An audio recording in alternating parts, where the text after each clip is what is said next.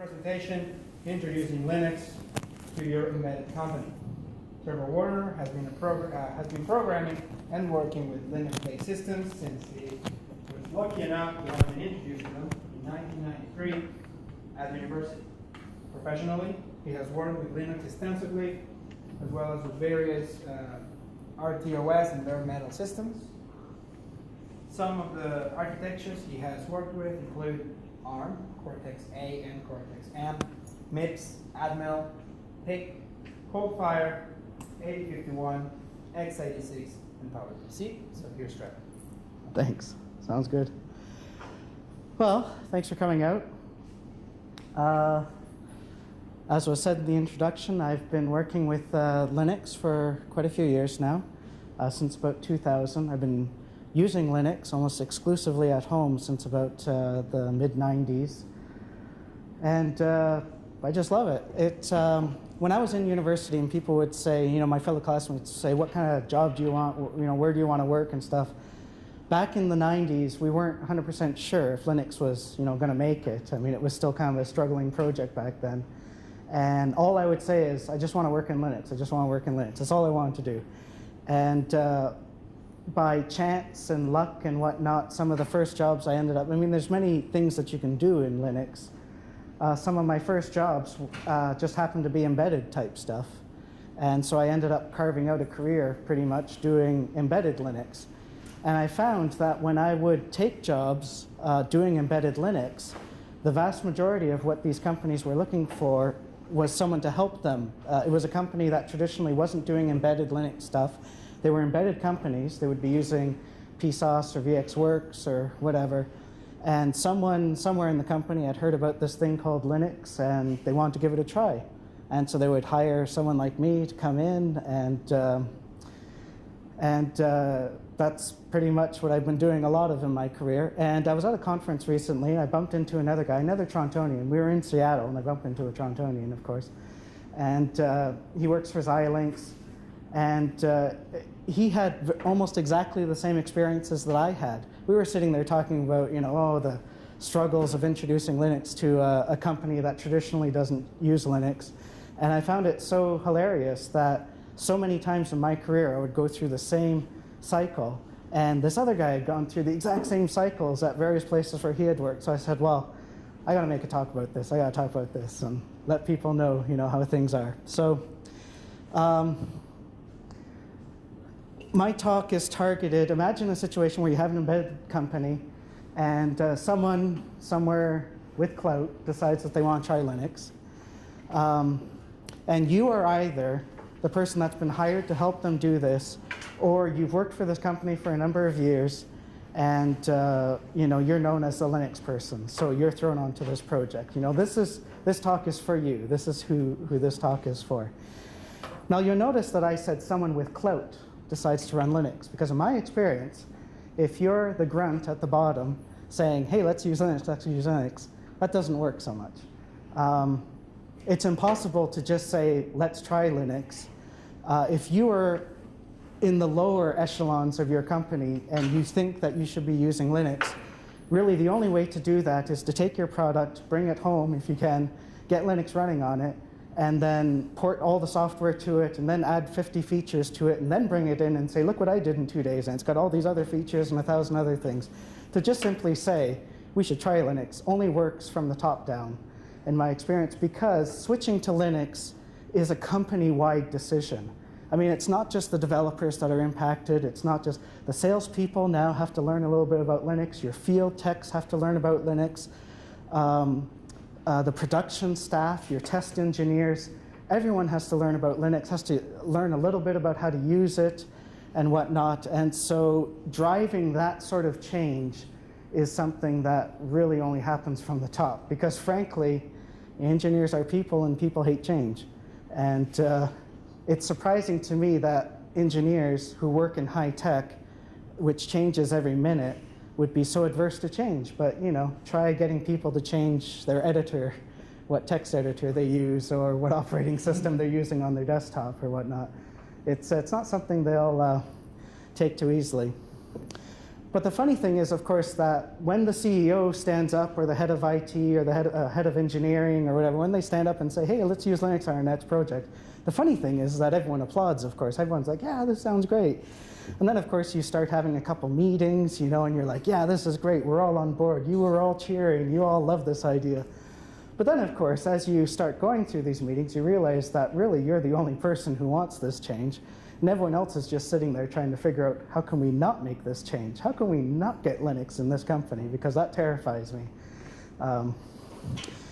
So that was one of my big mistakes. I would go into these meetings saying, hey, the CEO wants it. Everyone cheered. Everyone thought this was a great idea. So why is everyone fighting me on this? Why am I having such a hard time here? I don't get this.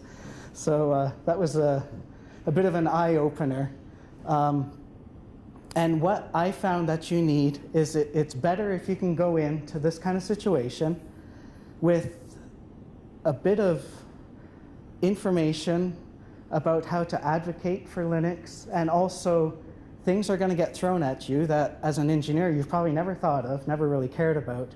And if you can say something at that point that's sensible and factual, that's a lot better than saying, oh, let me Google that, I'll check on that later. Or, if you have just a couple, things in your arsenal, and these are things, I talked to this friend of mine and other people and stuff like that, and it's just funny how the same arguments keep coming up over and over again, and if you're, expecting them, then it can help you along.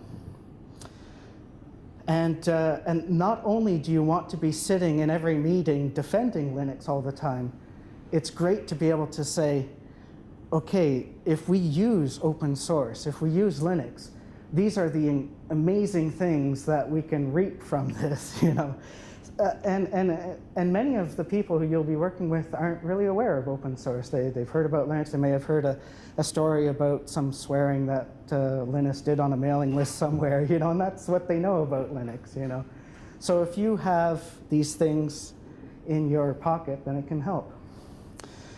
My first clarification that I want to talk about is legal stuff. And I spent a long time thinking, should I include this? Because obviously I'm not a lawyer. And even when I was doing research, I think I understand the GPL. Everyone thinks they understand the GPL, right? And everyone's wrong, of course, Even when I was doing research to put my slides together, I find, I would ask basic questions, Google basic questions, and you can find all sorts of people saying, no, the GPL says this, no, it says that. And 5 pages later, they're still arguing, and it's crazy. But anyway, I put this in because it's important, because it will come up. It's inevitable. It's inevitable that at some point, someone in the meeting is going to say, we can't use Linux because it's GPL, therefore that means we have to release all our source code for free.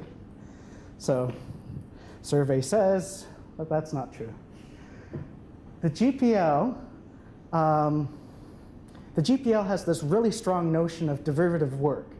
If you download GPL software and you modify it, you make a derivative of it, then yes, you do have to release that. But if you write something completely from scratch, you start from nothing, you write some code, blah, blah, blah, and you pair that with a Linux kernel, just because the kernel is GPL doesn't mean that you have to then release your source code.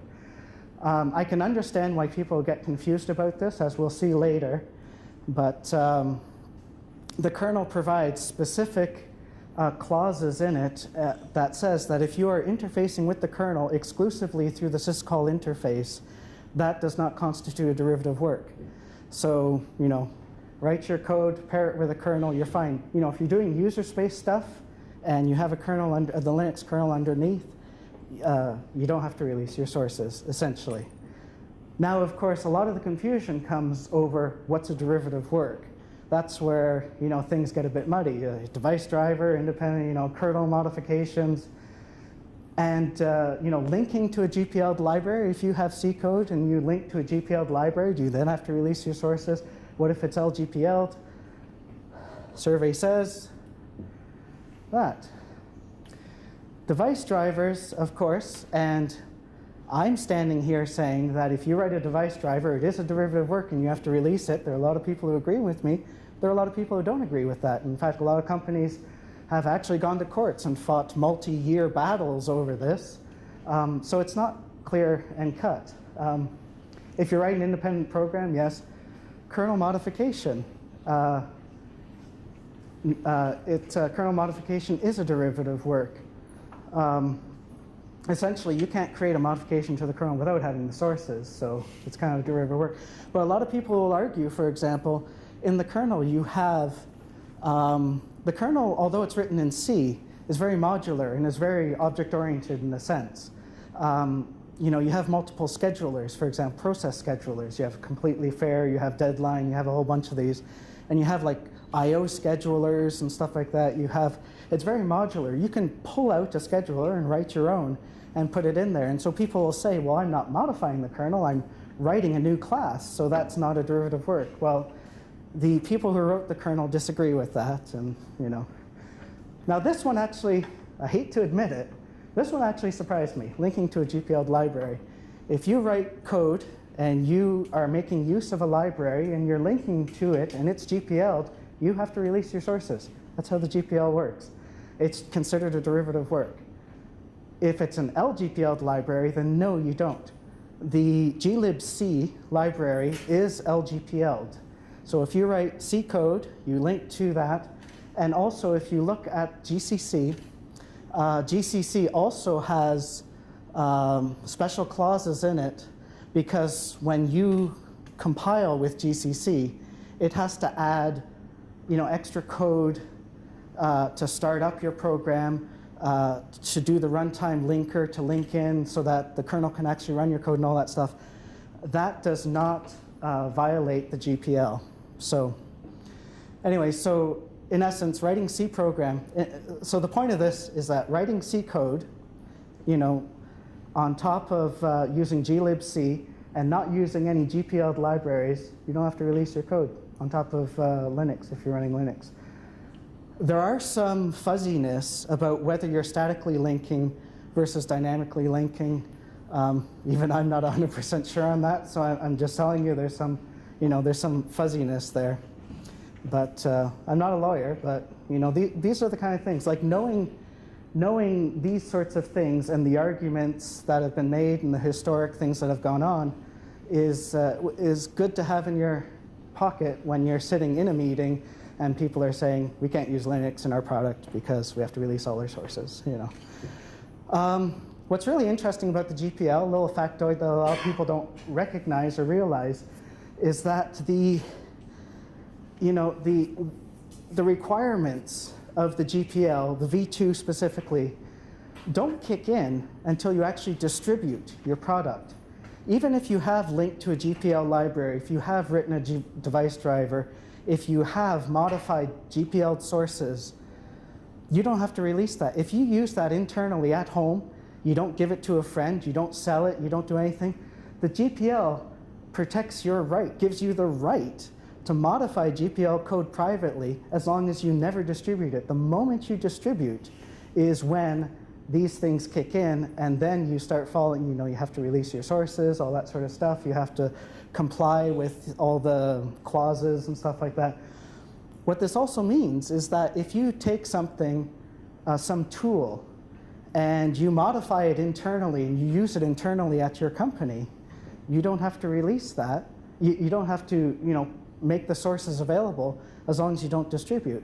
Now, distribute, of course, is commonly understood to mean either selling, obviously, but also giving away. You give someone a free copy, you've distributed it. So now these things kick in. But that's, you know, something that, but anyway, I just want to, I'm still not a lawyer. A lot of this stuff is, you know. Another thing that you'll sometimes hear is, well, you know, Linux, it's developed by an international community of ragtag developers, and if there are problems, we have no one to call. You know, who do we call at 2 in the morning when, you know, things fail, and, you know, who are we going to get support from? Well, this is not really entirely true. I mean, back in the early days, this was 100% true. You know, a lot of college grads, university people working on this stuff. Nowadays, over 80% of the kernel development is done by people who are paid to do this work. The lone programmer living in their mother's basement just doesn't apply anymore. That myth has been gone for years. this number, 80%, comes from a report that is created by the Linux Foundation itself. Every year, Greg Kroah-Hartman sifts through all the change sets and stuff from one point to another in the kernel, and he puts it into buckets. If it's so-and-so at Red Hat, then it goes in the Red Hat bucket. If it's so-and-so at Linaro, it goes in the Linaro bucket. And if you actually submit a patch to the kernel and it's so-and-so at Gmail, then, and he doesn't know you, he'll actually send you an email at some point and say, hey, do you work for someone? Were you paid to do this? What bucket do I put you in, you know? And they will, and they make a report every year, every once in a while. You can see it on LWN, and talking about who writes the Linux kernel. And there are just literally hundreds of consultants and companies that there are big names. There are people who are like Pengutronics and Free Electrons are kind of localized to Germany and France, kind of, but they'll work for, Free Electrons just recently did some paid work to provide upstream support for the $9 chip computer that was just recently released, for example. Open source knows no international boundaries, so I mean, there's no reason why you couldn't contact these people and have them do some work for you, or provide some consultancy if you were in the last phase of a project and we're looking for some help, for example. And not to mention, of course, every Linux vendor, of course, is more than happy to provide consultancy support. But as a corollary to that argument of who do we call, there's no one to call, we're in trouble if something goes wrong. What's funny is that what I've noticed is that just because you have a contract with a company doesn't necessarily mean that that company has someone who can help you with your problem. I don't necessarily want to name names, but I was at a company that was working with a specific proprietary vendor, and they were doing some really corner stuff. It was gateways, networking type stuff, and they were using ASDN stuff. And they found a bug, basically, in the proprietary code that they were using, and they had no way of solving it, no way of looking into it. They called the company and said, when we do this, it fails, it crashes. And everyone at the company said, that's interesting. Well, don't do that, And they literally provided no support whatsoever. So just because you have someone to call and you're paying them big bucks doesn't necessarily mean there's anyone at that company. Often, if you're lucky, at a company of hundreds of engineers, there might only be a small handful of people who can actually help you. And what if they leave? Then you're stuck in the lurch anyway. A better approach is to, I think, is to form bonds with the community.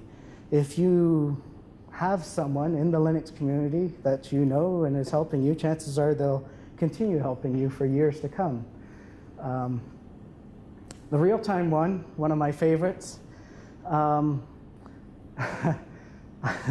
It's too bad this is only a 1-hour talk, because I could go on about stuff that I've heard about real-time Linux, allegedly, or hard real-time. This one, our product is so complex and it has to run really fast, so we need real-time, and Linux isn't real-time, so it's not going to fit the bill. There's so many things wrong with that. Real-time is not fast. Real-time, saying it's real-time does not mean it's fast. In fact, it's almost in every case, having a real-time kernel is almost always slower. Real-time implies, predictability and for example, I've got a QB truck board at home. It's running an upstream 405 kernel, and at that time, RT4 was the latest for 405. So I ran this thing called cyclic test. Basically, you start a bunch of threads, and each of those threads will decide, I'm going to sleep for this long. And it takes a timestamp, and then it sleeps, and then it wakes up, and then it checks to see how far off it was. So if I'm going to sleep for 2 seconds, and then I wake up and it's 2.5 seconds later, then there's a half second of jitter there. That's not as hard real time as you want. The idea is that if you say 2 seconds, you want 2 seconds. This on the left is not the real-time kernel. This is just plain 405. This is the real-time kernel. The minimum, the fastest that any of this can go is actually without the real-time stuff. And on average, it's actually faster than the real-time. The difference, what real-time gives you, is this column here. There are spikes, there's non-deterministic spikes in the non-real time that occur, they happen, they're nasty, but looking at the averages, we can see that they're very rare events. I mean, they don't really affect the average at all. Whereas in a real-time kernel, you are trading determinism for speed, basically. And of course, this is done with Linux, and you could say, oh, that's because Linux real-time garbage and stuff like that. This is the same for any kernel, any vendor. This is not Linux specific. You see this all the time with real-time. So people saying that the real-time stuff, and of course, in Dublin a couple weeks ago, the Linux Foundation decided that real-time was so important for Linux. It was so important that they've actually made Thomas Glexner, the guy who's been driving real-time for quite a while, they made him a fellow. So he's basically given free rein to do as much. He doesn't have to, he's getting paid to work on real-time full-time. A lot of these people, kind of work on it as a side project, or they work on it because their company wants them to work on it, but then they switch to other things. Thomas now has free rein to work on this exclusively. So that's really great. So we're going to see a lot more stuff basically happening with Linux in real time. My personal pet peeve is that there are lots of hardware-based stuff that hurt RT performance. And my sort of feeling, this is me saying this, is that if you're relying on a software schedule for real time, you've already lost. I mean, as soon as you say, hey, I'm going to write some software and I'm going to, make that real time, the only true way that you can have real time is if you're doing it in hardware, if you're using an FPGA, or if you're using, multi-cores are so cheap nowadays, they're pretty much free. Instead of using symmetric multiprocessing, where you're basically saying, I'm going to have 4 cores doing the same thing, if you carve out one of them, for example, in an asymmetric multiprocessing system, and you say, these 3 cores are going to run Linux, and this one's going to be doing what I tell it to do, then you might be able to achieve something that approaches real time. A good example of that is the BeagleBone. The BeagleBone, which is a TI Satara processor, has these PRU, I forget what PRU stands for. No. But basically, they're these little real-time units that are kind of patched on the side of it and allow it to, they don't run Linux. They basically run what you want them to. So they are able to respond and react to software without having to go through the scheduler, basically. So that's all the nasty stuff. That's people coming at you and saying, oh, Linux is no good, Now we want to talk about why Linux is so great. So this is my metaphor for an embedded device from the 90s. Simple, single function, nice and easy. Nowadays, this is what embedded devices look like. I mean, your cell phone has Wi-Fi and a multi-gigabit processor, multi-core, 8 cores, and cameras, and near-field communication, and USB ports and SD cards, all sorts of stuff. I mean, it's incredible, the amount of stuff. If you were putting together an embedded system, people today are not satisfied with a blinking light and a switch. They want touch screens, they want fancy scrolling, they want HTML5, they want a fancy GUI interface to configure it, and they're not happy with static HTML. It's got to be live, it's got to swish back and forth, it's got to be, all sorts of stuff. Can I say that creating an embedded device today is much more complicated in the past? I would suggest it's probably going up exponentially. But developer output isn't. I mean, how much code can you write in a day? Are you writing exponentially more code than you were 10 years ago, And we do know for a fact, but we do know this, that adding people to a project is counterproductive. The best teams are 1 to 10, and it doesn't matter whether you're using agile or waterfall or traditional. The methodology doesn't matter. The only thing that changes is, agile is allegedly 80% successful, whereas waterfall is only 76% successful in a team of 1 to 10, that sort of thing. You're just changing the absolute numbers, but 1 to 10, most successful, 10 to 25, marginally successful. Teams of 25 or more working on one project, below 50% in success rate. I mean, the chances are, so you can't just add, you can't double your team size and hope to double your output. So how do you tackle that? How do you create a device that has all sorts of amazing doodads and gizmos and supports all sorts of stuff, you know? Well, you use Linux, right?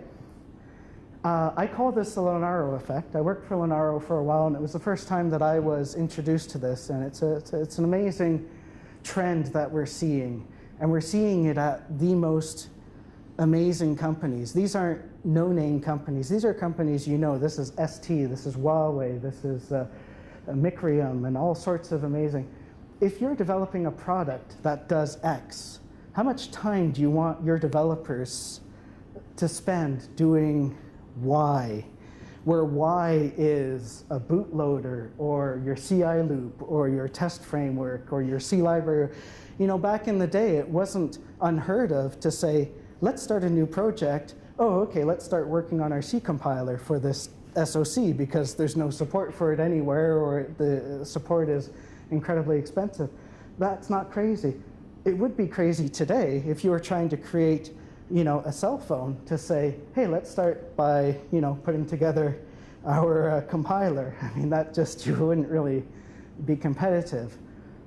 If you use, and what's amazing too is if you use open source, not only do you get this stuff, but you in many cases get multiple options for each of them. I mean, there are half a dozen web servers, you know, as Apache and Nginx and all those, and there's GCC and LLVM, and there's, for C libraries, you got glibc, you've got Muscle, you've got uclibc, you know, and device drivers. I mean, you don't want to be fiddling around trying to write a USB to support every imaginable jet drive or jump drive that you can plug into it. You want to be focusing on what happens once that drive gets inserted, you know. As an example, and this comes from my friend at Xilinx, Xilinx recently released this amazing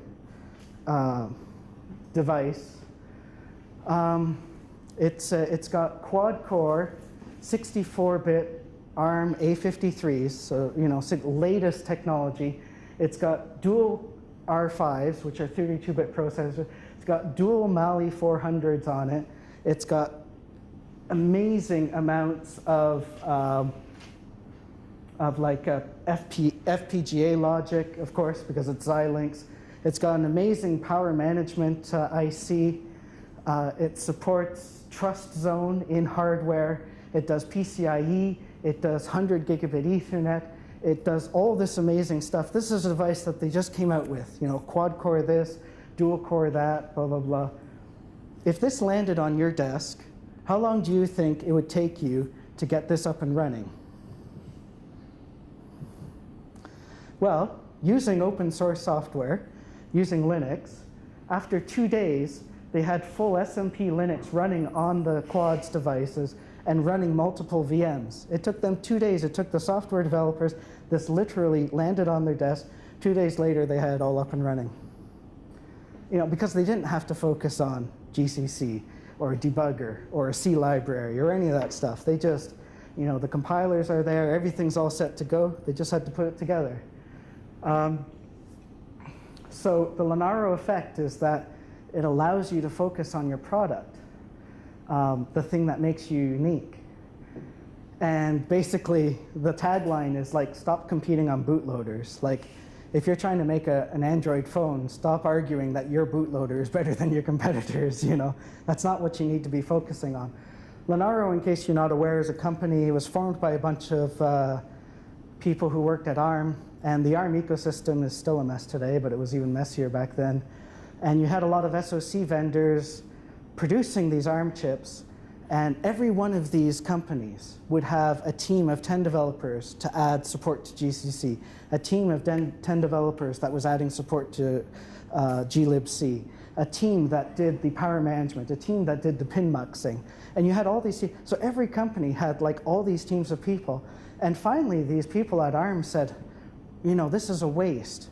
We're going to start this company called Lenaro. And what we're going to do is you have to pay to be in Lenaro, unfortunately, but for all the members that are in, a member would pay money to be in part of Lenaro, but then they donate engineers.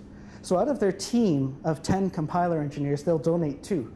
And this company will donate 2, and that company will donate 2. And now suddenly at Lenaro, you have a team of 14 people or so who are all experts in GCC, and all 14 people work to add support for all of the member companies.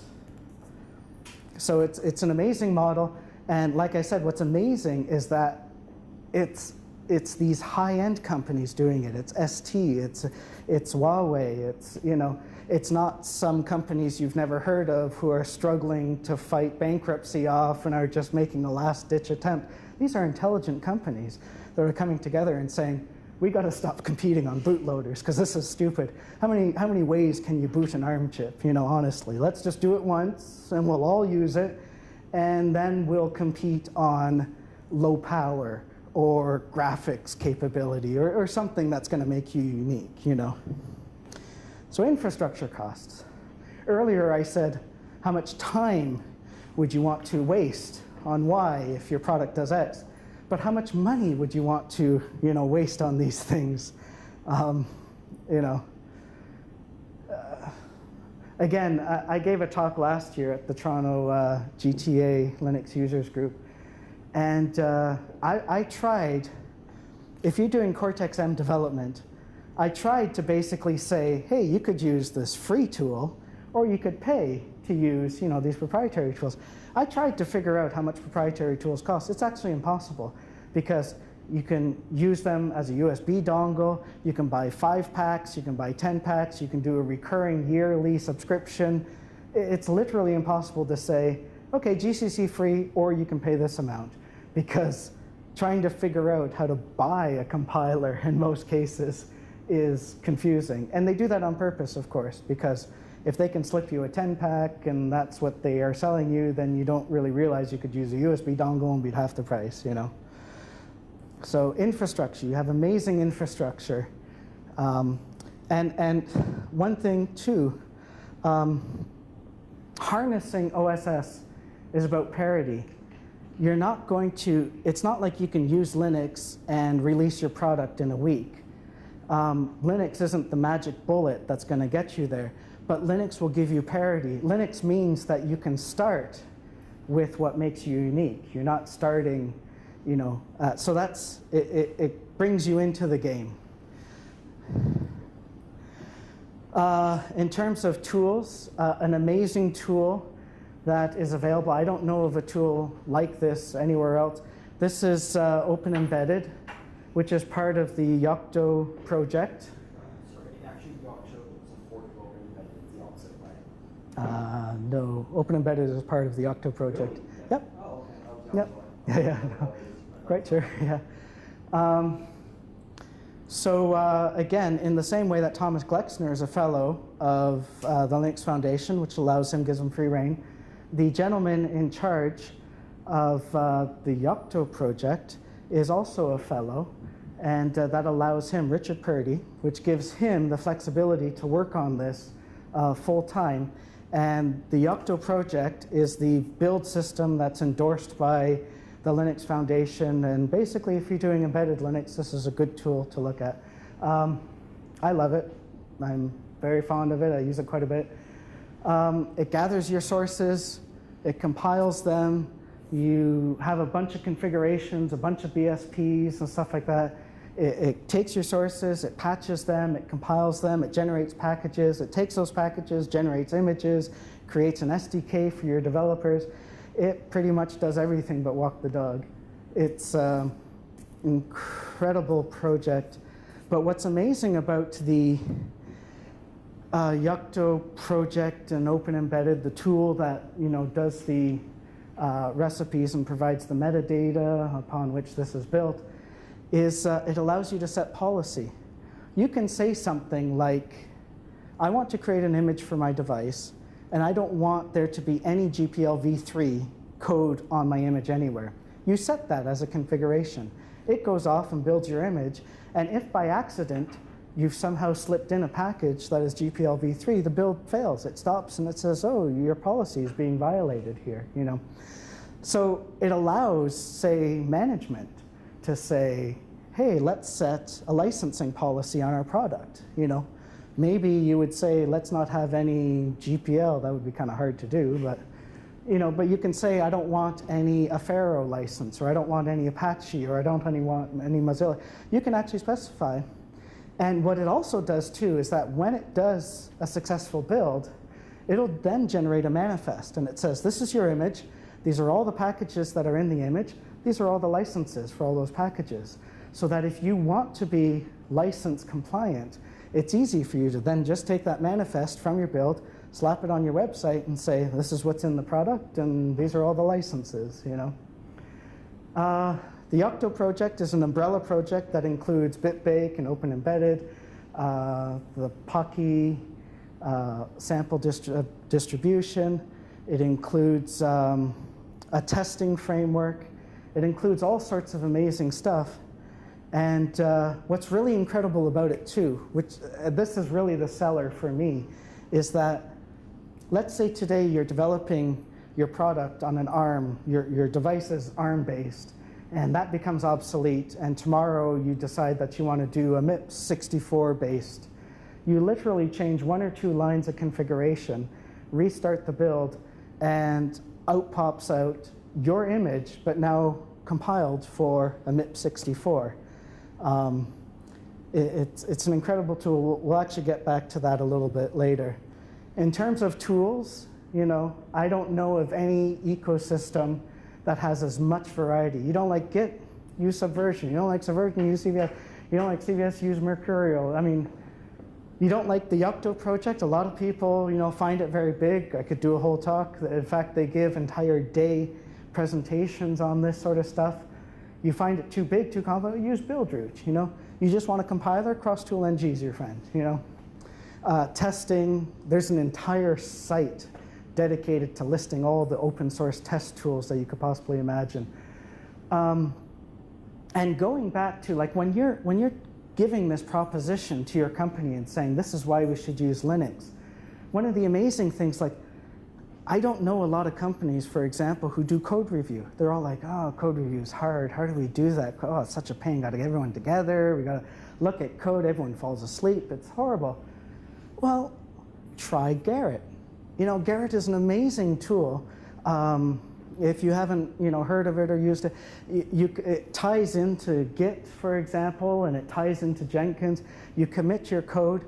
Your Garrett server will then take that code, compile it, do just a quick compile, and say, oh, well, this patch doesn't compile, so let's forget about that.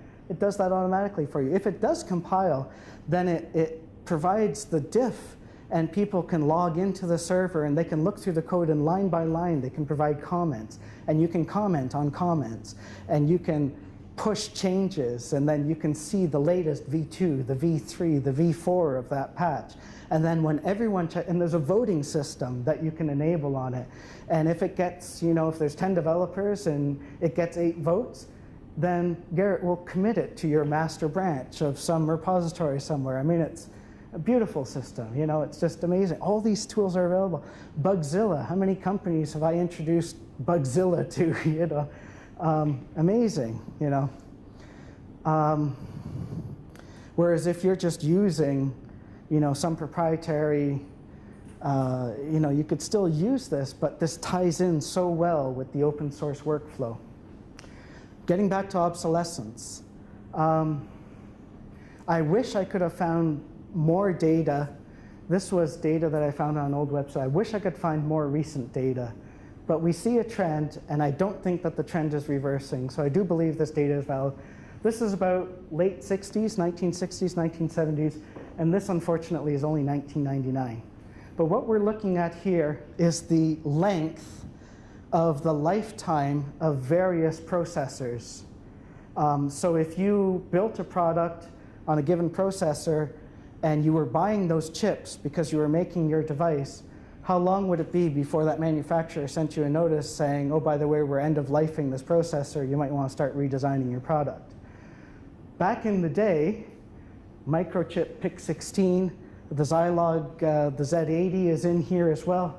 We're looking at lifetimes of 34 years. If you designed a product, back in the 70s based on the Z80, you could be buying that chip for 34 years and still cranking out your product, no modifications required. Nowadays, you're lucky if a processor lasts 2 to 3 years, unless you buy the military version of a processor, in which case you're literally spending magnitudes more for that processor. Then those SoC vendors will guarantee a lifetime of maybe 10 years. But the fact is, if you're designing a device, unless you expect the lifetime of that device to only be 1 or 2 years, the question isn't if that processor is going to go obsolete, it's when. When are you going to have to migrate to a new board, to a new device? And of course, the CPU is just but one component of an embedded device that literally has hundreds of components on it. I worked at a company, they had to redesign. Their product was based on a 386, and 386 is one of those chips that just goes on forever. I mean, I think someone somewhere is still making 386s. But they had to redesign their board because the memory chips they were using, that supplier had end of life to that product. So they had to upgrade the processor and everything else. They had to redesign the entire board simply because some little crummy little piece of 20-cent chip had gone end of life, It's a disaster. Linux, that same company, in the last 7 years, 4 times now, has had to move to new boards. And literally moving to a new board never took more than 1 or 2 days. If you are a company and you're designing your hardware from scratch and writing your software from scratch, and there are a lot of companies still doing that, unfortunately, how long would it take you to throw away your existing board and have a completely different new board, a completely different processor, everything, memory? How long would it take you to migrate to that? If you're using Linux, literally days or hours. I don't know of a better proposition, a better way to sell Linux than that. This is something Greg Kroah-Hartman said in 2006. I believe it's still valid today. I certainly don't know of anything that opposes this. Even back in 2006, Linux supports more devices, device drivers, out of the box than any other operating system ever has. And what's cool about device drivers, if you have an Intel-based board and it has, say, a raw link Ethernet chip on it, and then you buy another board and say it has a MIPS processor, but it has the exact same raw link Ethernet PHY chip on it, that driver will still, you have to recompile it obviously, but that driver will work on MIPS. The driver interface is so well designed or well done that it's not as if you have to rewrite all your drivers. It's not like you look in the Linux kernel and you find Arch x86 and all the drivers and Arch ARM and all the drivers. You find Arch ARM, Arch Intel, Arch MIPS, blah, blah, blah, and then you find the drivers over here somewhere else because the drivers are agnostic to platform. So that's amazing. There aren't very many vendors who can claim that. And NetBSD for decades has said, oh, we run on the most number of processors. That was true for a while. Back in 2006, it wasn't true anymore. It hasn't been true since. I honestly don't know of any. So if you base your embedded device on some proprietary board or OS, and it's running on some board, and that board goes obsolete, you have to pray that your vendor is going to support whatever you move to, or what ends up happening, of course, is that you basically wait to see what your vendor is going to support, and then you buy that, which isn't always the best. Linux allows you to move to anything. I mean, it's just, for me it worked. I can't imagine doing anything differently, but. So some tips. If you are the company thinking about moving to Linux, try to have at least one Linux knowledgeable person on the team. That might help. Include the software team right at the start of your project. I interviewed at a company many years ago, and it's quite funny. They they kept harping on my GCC experience. And I was like, yeah, I use GCC. I've been using it for years. But have you ever ported Linux, GCC to, have you ever supported a new platform with GCC? Have you ever, it's like, well, no, it's not. I mean, there's millions of people who use GCC, but there's not a lot of people who really have to worry about adding support to a new. And so I kept asking, why? That's such an odd question. Why do you keep asking that? Well, their hardware team had spent 2 years deciding what their next platform was going to be. And after 2 years, they said, here's our platform, software team, go crazy. Let's get Linux running on it. And the first thing the software team realized is that GCC didn't support that SOC. So they were running around. And of course, the logical thing to do would be to switch to a new platform. But no, they were adamant that they weren't going to throw away the 2 years that they had spent researching this. So it was now up to their software team to get the compiler working for that. So it's important to include, if you're going to use Linux, it's important to include the software team from the start of the project, and even for hardware selection. It'll just make it so much easier if you're going to base your product on something that's well supported. And try to focus on what's important from the product's point of view. So many times people will say, oh, we're not going to use Git because Git doesn't have this one feature that Perforce has. We've been using Perforce for decades, and it's the best, and it has this amazing feature, and Git doesn't have it. So, but your product doesn't care whether Git has some feature that Perforce doesn't. If your team is happier with Git, then use Git. Tips for you as the engineer helping to get Linux going. Change is hard for everyone. There are a lot of people who are not going to be happy with change, and it's important to be sensitive to that.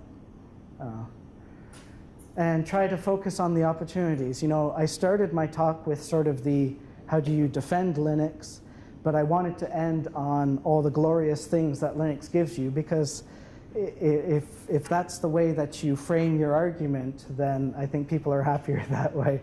That's what I've discovered. So in conclusion, if you can clarify legal issues, where do you get support, and the fallacy of real time, then that's helpful. And then advocate. If you can talk about focusing on your product instead of wasting resources, infrastructure costs, the plethora of tools that are available, and the inevitable obsolescence that is just a fact of embedded development nowadays. I think that just helps everything along. Any questions? Thank you. I have a question. Yeah. You mentioned at the beginning that you need a champion, right? You need someone. Yeah, you need someone with clout. You need someone high up. It has to be driven from above. So that person out there is usually not as Yep, technically savvy. knowledgeable. Yeah. He got together with his CEO buddies and heard the word Linux. And Okay, so that was my question. Like, Yeah. how does that occur to that person? Exactly like that. These CEOs, they like to get together in Hawaii for their annual retreats, and stuff. And, they may not be technical, but they understand the language of money. They understand the language of getting out there and being successful. And anything that's going to give them that edge to be successful.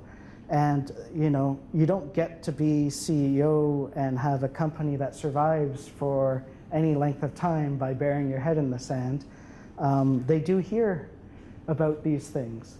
And that's why we're lucky that they hear about these things and they say, for our next product, let's try this. I heard about this thing and I've heard some great things about it. Maybe it'll work for us, But yeah, they're not technical, but they're not out of it either.